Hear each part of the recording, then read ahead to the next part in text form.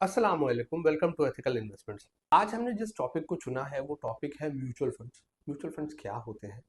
हम सब stock market से यानी शेयर मार्केट से पैसा कमाना चाहते हैं, लेकिन हम सब जो लीमेन इन्वेस्टर हैं जिनको हमें शेयर मार्केट के बारे में कुछ भी नहीं पता है, वहाँ पर अगर हम जाएँगे तो हमें ये पता ही नहीं है कि कौन-सा शेयर चलने वाला है, कौन-सा शेयर गिरने वाला है। तो अगर हम रैंडम बाय कर लेंगे कोई भी शेयर तो वहाँ पर इस तरह के रिटर्न्स नहीं बनते हैं और आपके पैसे या तो नेगेटिव हो जाएँगे या फिर थोड़े बहुत पॉजिटिव हो भी जाएँगे, पर वो एक बहुत अच्छे तरीके से नहीं होंगे, मतलब बहुत अच्छे रिटर्न्स नहीं बनाएँगे।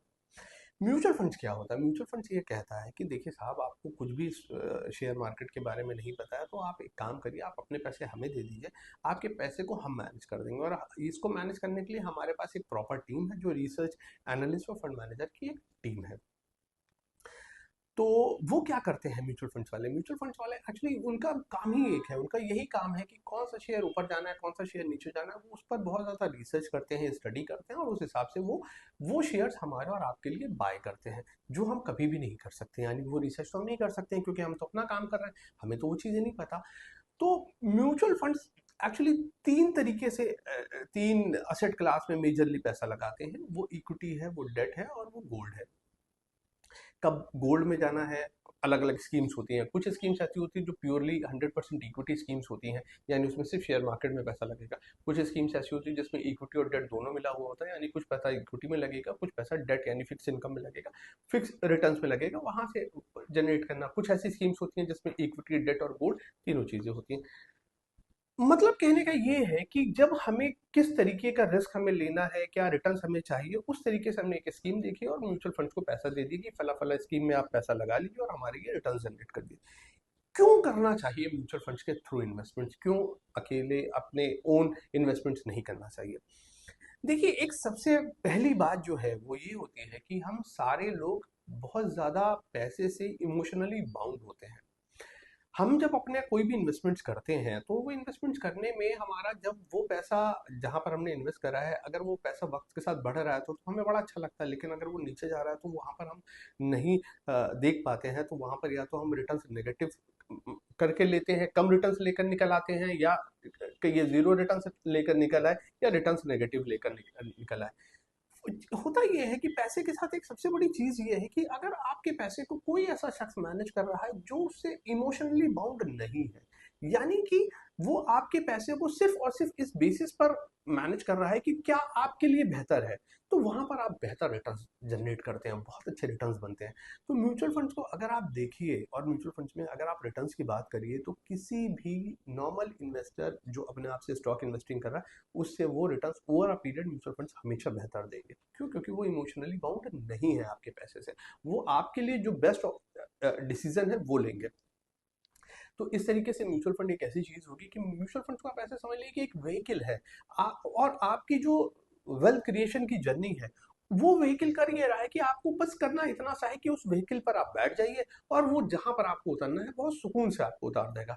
मैं एक आपको एग्जाम्पल से समझाता हूँ कि अगर मुझे लखनऊ से दिल्ली जाना है तो उसके जाने के बहुत से रास्ते हैं, लेकिन उसका सबसे आसान रास्ता ये है कि मैं लखनऊ एयरपोर्ट पे पहुंचा और मैंने एक फ्लाइट ली और मैं दिल्ली पहुंच गया।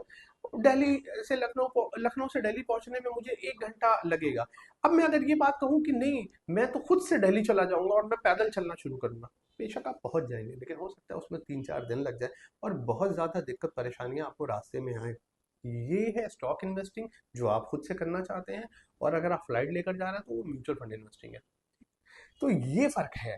तो और अगर जाहिर सी बात, आप अगर किसी व्हीकल पे सवार हैं तो उसकी एक फीस भी होगी। फीस इसलिए होगी क्योंकि वो आपको बहुत स्मूथली आपकी जहां तक आपको जाना है वहां तक लेकर जा रहा है। म्यूचुअल फंड से एक फीस चार्ज करते हैं, उसके एवज में आपको कुछ भी नहीं करना है। जो स्कीम आपके लिए बेहतर हो, सूटेबल हो, उसमें आप इन्वेस्ट करिए और उसके बाद आपके वो रिटर्न बना देंगे।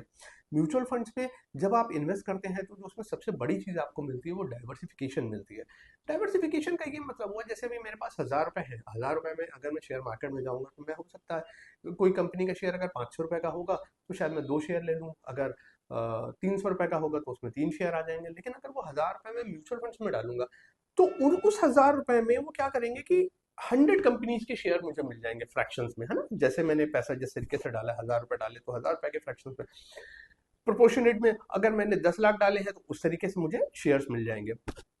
डाइवर्सिफिकेशन सबसे बड़ी चीज़ है कि हम डाइवर्सिफाई हो जाता है हमारा पैसा। लिक्विडिटी है, यानी जब आप अपना पैसा निकालना चाहें तो आप अपना पैसा निकाल सकते हैं।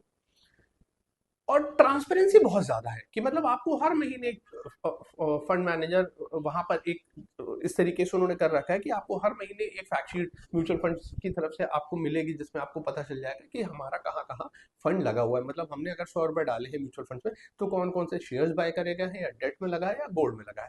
तो ये बहुत बड़ी चीज़ हो जाती है। अब अगर जो म्यूचुअल फंड में जो हमें इन्वेस्टमेंट्स करना है, तो म्यूचुअल फंड में इन्वेस्टमेंट्स करने के दो तरीके हैं। अगर आपने लमसम इन्वेस्टमेंट्स करना है, यानी आपके पास एक मुश्त पैसा है और आप आज कह रहे हैं कि आज मैं पैसा डाल दे रहा हूँ अगले 5-10 साल के लिए, आप वैसे डाल सकते हैं। अगर आप ये कह रहे हैं कि नहीं भाई, मैं तो जॉब में हूँ और मुझे मंथली 1,000 रुपए की या 5,000 रुपए की सेविंग्स में कर सकता हूँ, मैं एक मुश्त यानी वन टाइम इन्वेस्टमेंट्स नहीं कर सकता हूँ, लमसम इन्वेस्टमेंट्स नहीं कर सकता हूँ, तो वहां पर आप आकर हर महीने आप जब इन्वेस्टमेंट्स करते हैं तो उसको इस SIP कहते हैं, सिस्टमैटिक इन्वेस्टमेंट प्लान।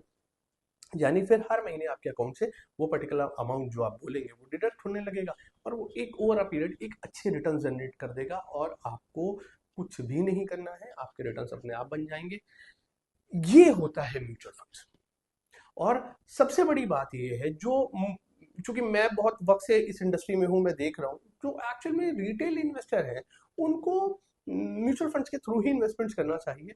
क्योंकि इतना देख पाना, हर दिन के हिसाब से इवेंट्स होते हैं म्यूचुअल फंड्स में, कभी कोई इवेंट हो रहा है, कभी कोई शेयर गिर रहा है, कभी कोई शेयर चढ़ रहा है, वो सब चीज आप देखकर अपना काम नहीं कर पाएंगे और आप बहुत ज्यादा परेशान हो जाएंगे, और एक वक्त ऐसा आएगा कि आप फिडअप होकर सारे पैसे निकाल लेंगे। ये मत करिए, आप म्यूचुअल फंड्स के थ्रू आइए। और फिर भी आपको अगर ऐसा लगता है आप बहुत प्रो हैं, आपको बहुत कुछ आता है, तभी मैं कहूंगा कि अप टू 70 to 80% अपना कॉर्पस आप थ्रू म्यूचुअल फंड्स के से ही लेकर आइए, और अच्छे पैसे बनाइए over a period of time, और अच्छे रिटर्न। अच्छा, एक चीज़ और है, आपको म्यूचुअल फंड्स में जिस भी स्कीम में इन्वेस्टमेंट्स करना है, हमने इस वीडियो में एक लिंक दे रखा है, वहां पर जाकर आप easily with in 2 minutes, Maggi भी 2 मिनट में नहीं बनती है, उससे कम टाइम में आप यहाँ पर इन्वेस्टमेंट्स अपने स्टार्ट कर सकते हैं। Thank you.